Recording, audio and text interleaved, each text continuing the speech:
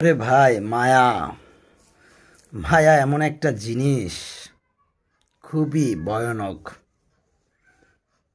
মায়া কথাটি খুবই ভালোবাসা, মহব্বত, কিন্তু আসলে খুবই ভয়ানক। একবার যদি আপনি কারো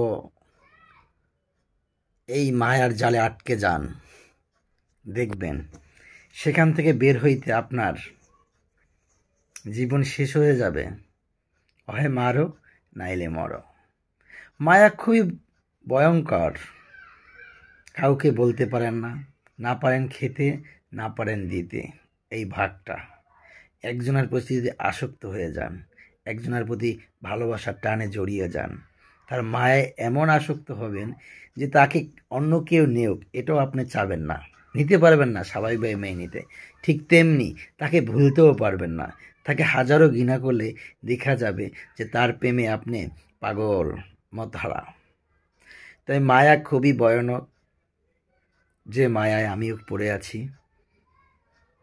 যেমন মানুষ আসলে অনেক ধরনের অনেক মায়ায় পড়ে। কেউ পৃথিবীর মায়ায় পড়ে, কেউ প্রাকৃতিক প্রেমে পড়ে, কেউ ভালোবাসার টানে পড়ে, কেউ টাকা পয়সার মায়ায় পড়ে, কেউ মায়ের ভালোবাসায় মায়ায় পড়ে। এই পৃথিবীতে আমরা দেখেন একে অপরের কিন্তু প্রতিযোগিতার লড়াই করি। কেন করি? যে আসলে বেঁচে থাকার জন্য। কিসের জন্য? ভালোবাসা।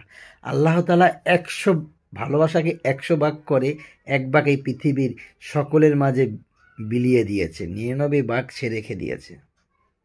আর সেই ১ ভাগের ভালোবাসার মায়ায় আমরা একে অপরের জান নিই, একে অপরের জন্য জান দিয়ে থাকি। শুধু এই মায়া। তাই চিন্তা করে দেখেন যে এই মায়ায় আমরা কতটা আসক্ত হয়েছি। তো আল্লাহ তাআলার যার কাছে রয়েছে ৯৯ ভাগ মায়া, তিনি আমাদেরকে কতটা ভালোবাসেন। তো এটা বুঝতে হবে যে মায়া আসলে খুবই ভয়ানক। যে মায়া আসলে খুবই ভালো আবার ভয়ানক। তাই মায়াটা এমন কাজে ব্যবহার করতে হবে যেটা আসলে পজিটিভ, ভালো কাজের মায়া থাকা ভালো। যেটা সম্ভব না অসম্ভব সেই কাজে মায়া জড়িয়ে নিজেকে কখনো মৃত্যুর দিকে ঠেলে দিবেন না, পরিবারের ক্ষতি করবেন না, এমন কিছু আবদার করবেন না পরিবারের কাছে যেটা অসম্ভব। আর আপনিও এমন কিছু চাইবেন না যেটা অসম্ভব। হ্যাঁ, চাইবেন, একমাত্র আল্লাহ তাআলার কাছে নামাজে পড়ে চান, দেখবেন সকল সমস্যার সমাধান এবং এই সমাধান আসবে ইনশাআল্লাহ। মায়া কিন্তু আবার একদম একটা মেয়ের নাম না। তাই আবার মনে করি না যে আমি কোনো মাইয়াকে নিয়ে মায়ার কথা বলছি। কথাটা মনে রাখেন। গুড বাই, আল্লাহ হাফেজ।